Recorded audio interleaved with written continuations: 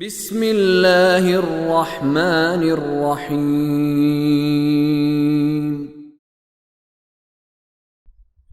يا أيها الرسول لا يحزنك الذين يسارعون في الكفر من الذين قالوا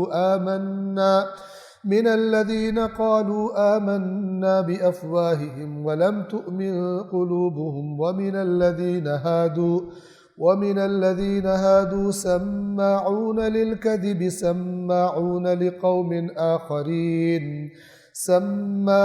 لقوم آخرين لم يأتوك يحرفون الكلم من بعد مواضعه يقولون إن أوتيتم هذا فخذوه وإن لم تؤتوه فاحذروا ومن يرد الله فتنته فلن تملك له من الله شيئا أولئك الذين لم يرد الله أن يطهر قلوبهم لهم في الدنيا خزي ولهم في الآخرة عذاب عظيم۔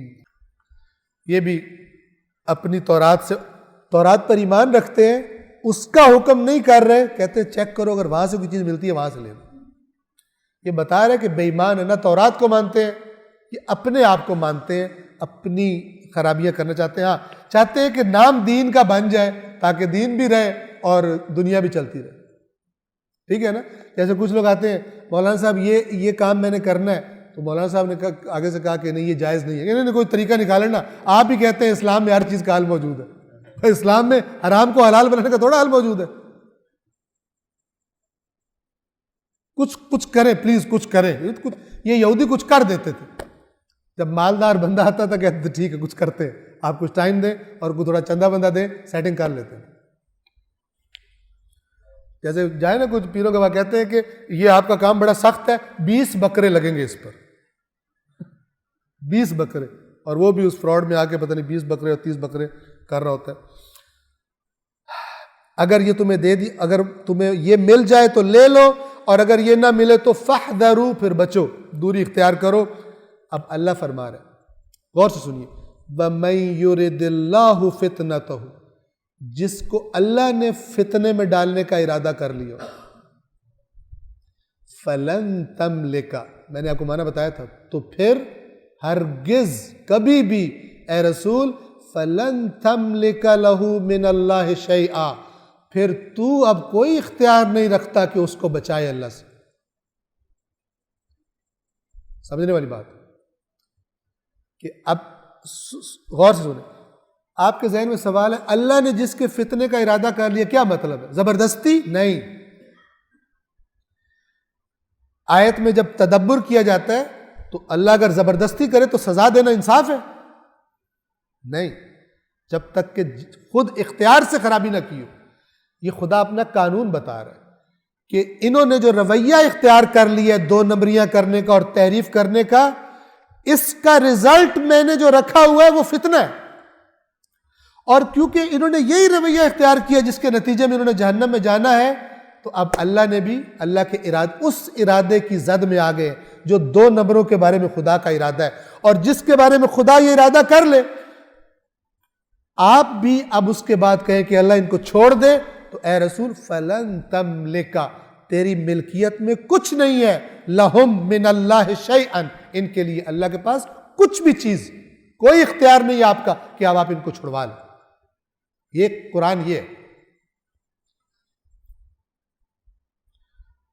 وَمَن يُرِدِ اللَّهُ فِتْنَتَهُ، اور جس کے فتنے کا ارادہ کر لے یعنی عذاب کا، فَلَن تَمْلِكَ لَهُ مِنَ اللَّهِ شَيْئًا، انہوں نے ترجمہ یہ کیا ہے کہ جسے اللہ گمراہ کرنا چاہے اسے بچانے کے لیے اللہ نے آپ کو کوئی اختیار نہیں دیا۔ کیا مطلب؟ وہ ٹھیک ہو، وہ راستہ سیدھے راستے سے آئے، وہ سر جھکائے خدا کے سامنے، پھر اللہ تعالیٰ ویلکم کرے، غفور و رحیم ہے۔ لیکن وہ اگر ڈٹا ہوا سرکشی پر، تو اور آپ بھی اگر چاہیں کہ چھڑوا لیں گے، نہیں چھوڑیں۔ قیامت میں بھی یہی جلوہ ہوگا، جو یہ طبیعت لے کے دنیا میں یہ حرکتیں کر کے گئے اللہ کے پاس، پھر کہ شفاعت ہو جائے گی، یہ شفاعت نہیں ہوگی، یہ قرآن والی شفاعت نہیں، کہیں اور سے مینوفیکچر ہوئی ہے تو وہ پھر الگ بات۔ اولئک الذین لم یرد اللہ ان یطہر قلوبہم، یہی وہ لوگ ہیں جن کے بارے میں اللہ نے ارادہ ہی نہیں کیا کہ ان کے دلوں کو پاک کرے.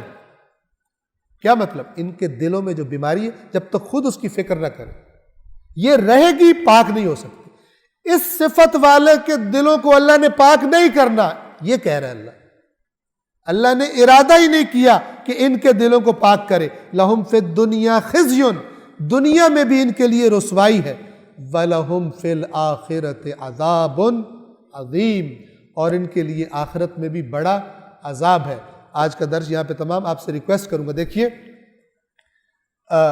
قرآن کے بارے میں یہ مت کبھی بھی کیجیے گا، چاہے میرا مسئلہ ہو چاہے کسی کا مسئلہ ہو، کوئی بھی ہو، کہ آپ نا قرآن پڑھیں کہیں کہ جی فلانے عالم نے یوں بتایا ہے، دوسرے سے کہیں آپ بتائیں، تیسرے سے کہیں آپ بتائیں.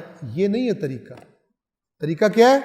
پہلے خود کھولیں، دیکھیں کہ ہے کیا، اس سے پہچان کر پھر دیکھیں کون صحیح بتا رہا ہے کون غلط بتا رہا ہے. بات سمجھ رہے ہیں؟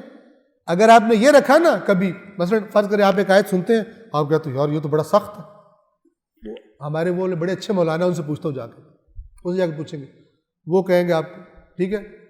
اب بندہ جو پڑھا لکھا ہوتا ہے وہ گھما بھی اچھے طریقے سے سکتا ہے. مثال دے رہا ہوں، تو آپ کہیں اچھا وہ مولانا تو یار وہ تو پتہ نہیں یہ کہہ رہا تھا.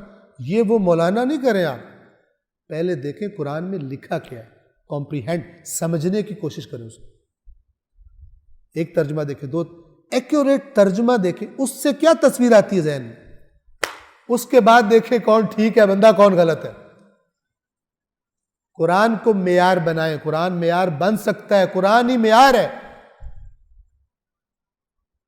بیان، نور، ہدایت، فرقان. تبارک الذی نزل الفرقان علی عبدہ لیکون للعالمین نذیرا. بابرکت ہے وہ ذات جس نے اپنے بندے پر فرقان نازل کیا. فرقان صحیح و غلط کو جدا کر دینا. بدبختی ہے اس فرقان سے انسان کو حق کے باطل، یہ جب آپ اس سے مانوس ہوں گے نا یہ آپ کو گائیڈ کرے گا. یہ وہ دوست ہے کہ جب تک آپ اسے کہیں گے نہیں نا کہ جو تو کہے گا میں کروں گا، تب تک یہ آپ کو گائیڈ بھی نہیں کرے گا. غور سے، یہ مولا کا فرمان ہے. قرآن کو اس سے نطق طلب کرو، کہو قرآن تم سے بولے، ورنہ یہ نہیں بولے گا کبھی بھی. یہ وہ دوست ہے کہ تب تمہیں گائیڈ کرے گا جب تم اس سے کہو گے کہ آپ کو میں اپنا مخلص دوست میں نے مان لیا ہے، جو آپ کہو گے میں وہ مانوں گا، تب یہ تم سے بات کرے گا. جنرل نالج کے لیے آپ کو کیا کیا چیزیں پسند ہیں، آپ کو کیا کیا چیزیں نہیں پسند، اور مجھے ہے ہی نہیں کہ میں نے یہ پسند ناپسند خود بھی اپنانی ہے. ان سے قرآن صحیح طرح بات بھی نہیں کرتا، ان سے قرآن کا لنک پیدا بھی نہیں ہوتا. یہ کیا کہتے ہیں؟ مزہ ہی نہیں آتا، مزہ ہی نہیں آتا. اللہ نے کیوں کہا ایمان والوں کے ایمان بڑھ جاتے ہیں؟ مومن تو بس وہ ہیں جب ان آیات کو پڑھتے ہیں ان کے ایمان بڑھ جاتے ہیں. وہ کدھر ہے مومن؟ بھی کہہ رہا مجھے مزہ ہی نہیں آتا. کیوں؟ تیری تربیت ایسی ہوئی ہے، تجھے اللہ کی آیات سے مانوس نہیں کیا شروع سے، تجھے کوئی ایسی تربیت کرنے والا ملا نہیں. اب تیرا دل، تیرا مزاج، تیرا ٹیسٹ ہی نہیں ڈیولپ ہوا قرآن کے ساتھ.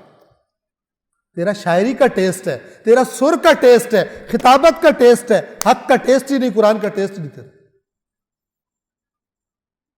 اس کی آپ کو ایک اور مثال دوں. دیکھیے سمجھنے کے لیے مثال دے رہا ہوں، معذرت آج ٹائم اوپر ہو رہا ہے، ٹھیک ہے، اور میں آپ سے عرض کرتا رہتا ہوں کہ آزادی ہوتی ہے جب بھی کوئی جانا چاہے سن لیں. بات مکمل کرنا بعض اوقات ضروری ہوتا ہے.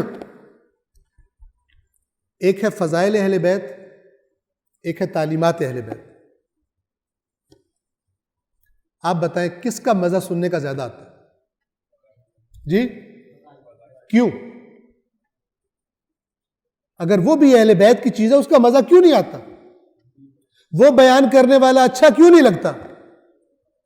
مرض ہے. اور اسی طرح میں کہتا ہوں اگر اللہ کے رسول نے فرمایا قرآن و اہل بیت کبھی جدا نہیں ہوں گے، تو پھر اہل بیت کا سن کے مزہ ہے، قرآن کا سن کے مزہ نہ آئے، یہ بیماری ہے. اور یاد رکھیے خالص ٹیسٹ یہ والا ہے، اہل بیت کی باتوں کا ٹیسٹ یہی ہونا چاہیے. اگر کچھ اور ہے تو ملاوٹ ہو گئی ہے، خالص دودھ میں پانی ملا دیا گیا ہے. اگر ہمیں لگے یار قرآن پڑھو تو اور لگتا ہے دین، اور جو پیر صاحب بتاتے ہیں وہ اور لگتا ہے کدھر جائیں ہم، کدھر نہیں جاؤ، قرآن کی طرف آؤ. توجہ فرما رہے ہیں. پیروں کی سلیکشن میں بھی قرآن سے پوچھو کیا صفات ہونی چاہیے میرے لیڈر میں جس کو رہنما بناؤں.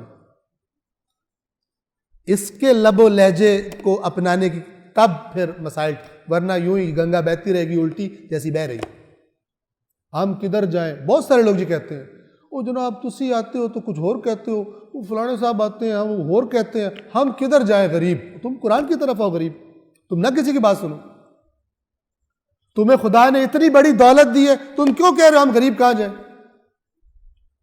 ایسے جی سمجھ نہیں آتا. لغویات.